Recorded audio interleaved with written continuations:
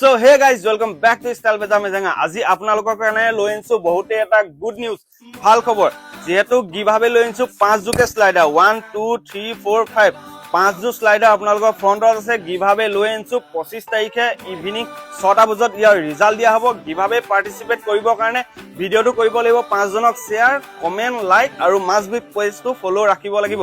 যিমান পাৰে কমেন্টত গৈ কমেন্ট কৰক, ভাল ভাল কমেন্ট কৰক। কমেন্টৰ পৰা উইনাৰ পিক কৰা হ'ব, কমেন্টৰ পৰা পিক কৰা হ'ব আৰু এটা কৰিব লাইক আৰু পেজটো ফলো কৰি থব, কাৰণ কমেন্ট দিলেই নহব, ফলো কৰি থোৱা নাথাকিলে আমি নিদিম, নেক্সট বেলেগ কাবাক দি দিম।